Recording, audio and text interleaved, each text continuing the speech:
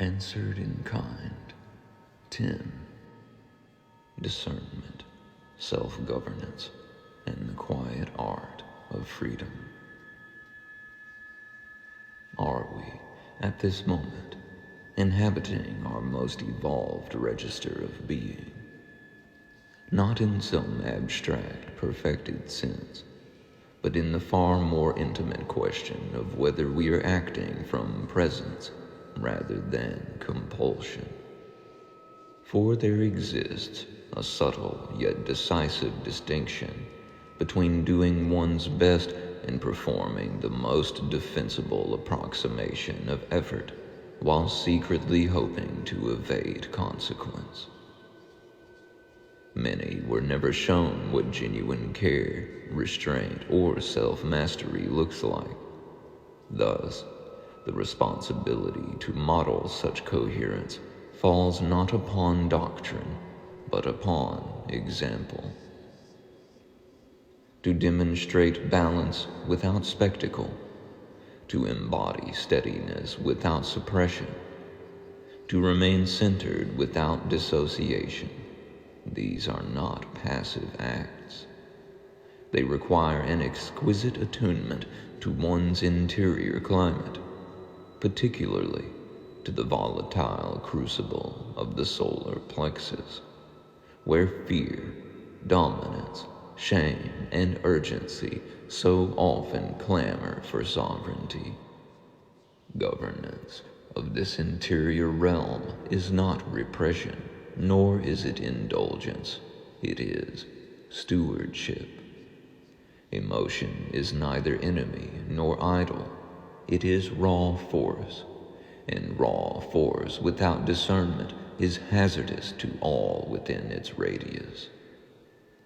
We are told, often implicitly, that intensity equates to authenticity, that the louder the outrage, the truer the conviction. Yet history, physiology, and spiritual psychology converge upon a different truth. Unregulated emotional discharge is not strength, but hemorrhage. It is the steady bleeding of vital force under the illusion of righteousness. One ages quickly when perpetually aflame. Still, discernment demands humility. There are moments when one's expression genuinely exceeds the requirements of the moment, when projection masquerades as principle. And there are moments when one speaks plainly, only to find one's words collide with an unhealed interior fracture in another, eliciting defensiveness or retaliation. To differentiate between these scenarios requires stillness, patience, and the courage to slow one's internal tempo.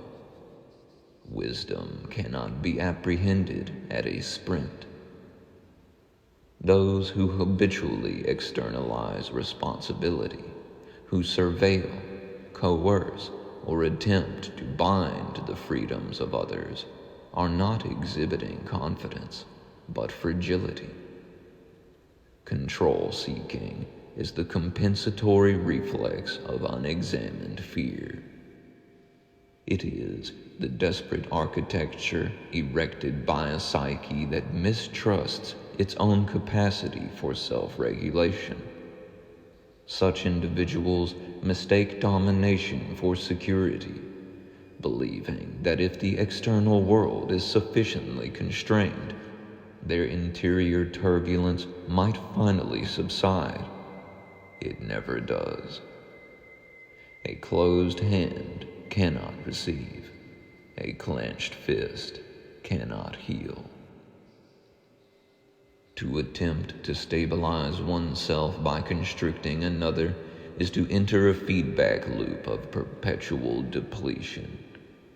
Emotional wells that are repeatedly expelled through aggression or shame must be refilled through ever more extreme means, creating a cycle of dependency upon conflict.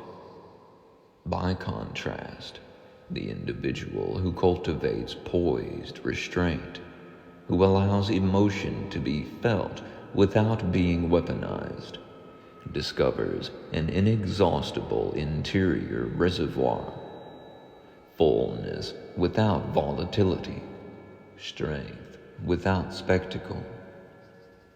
It bears repeating. Restraint is not repression. Suppression buries force until it detonates. Restraint metabolizes force into clarity. It renders one less reactive, more receptive, and therefore more capable of being heard.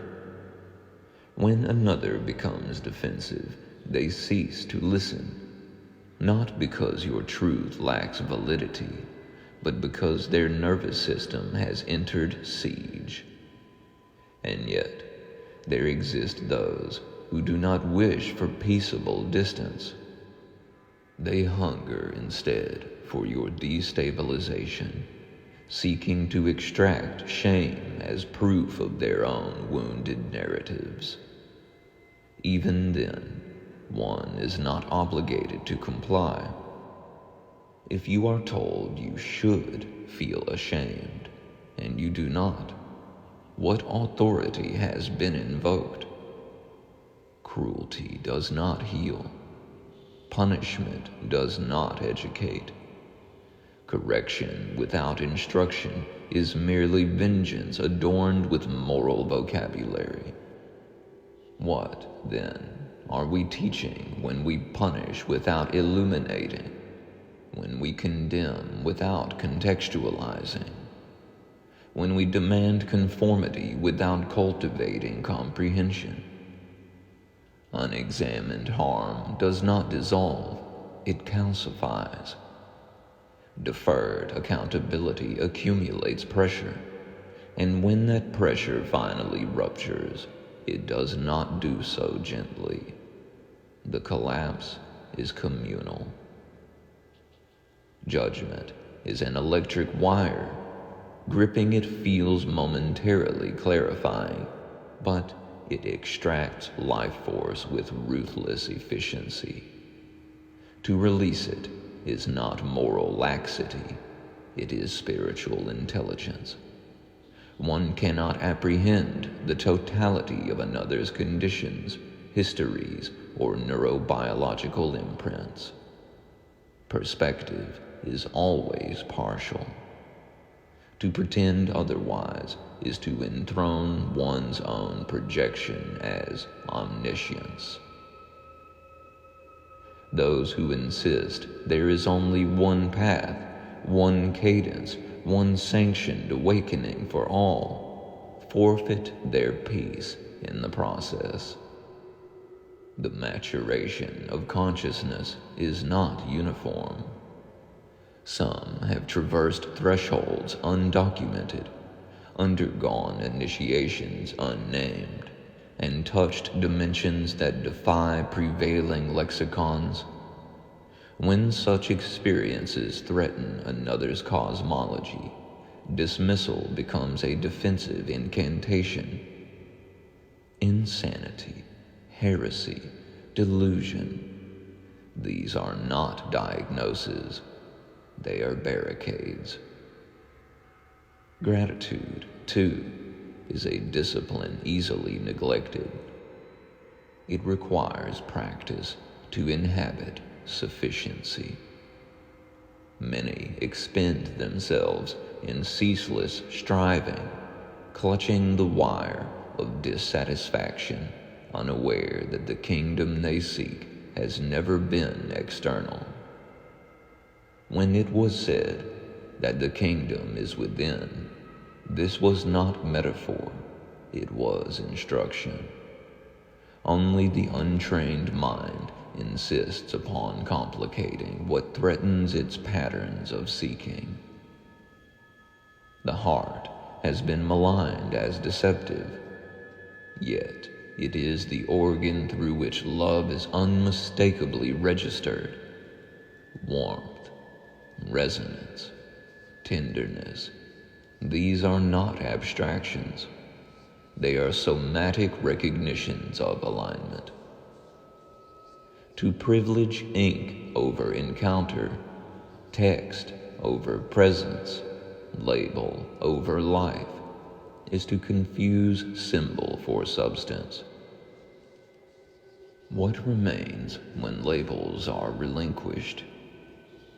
Not categories, but persons, autonomous vessels, each helmed by an interior captain, navigating conditions as best they can. Fixation upon identity, upon control, upon expulsion, these are distractions from the labor of self-governance. The compulsion to dominate externally arises directly from the refusal to govern internally. Pause, attend, turn the light of your awareness inward. If one believes consciousness resides solely within the skull, one truncates the field of responsibility and exports the remainder as collateral damage. But awakening is patient. It does not arrive on command, nor does it conform to expectation. It unfolds as one relinquishes the insistence on being right in favor of being free. Nothing remains static. No thought is final. No state is immutable. To shout is to close oneself to encounter. To listen is to invite transformation. And if one has arrived at the capacity to blame no one, not oneself, not another, then one has discovered something rare: coherence without coercion. If a faith produces cruelty, it has lost its referent. If conviction requires domination, it has misplaced its center. The question remains, quietly but insistently: do you wish to be correct, or do you wish to be unburdened? For in the end, liberation does not arrive through conquest, but through relinquishment. And this, too, is answered in kind.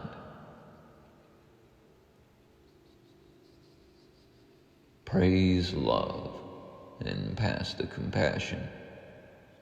God bless your divine presence, dear beloved child of light.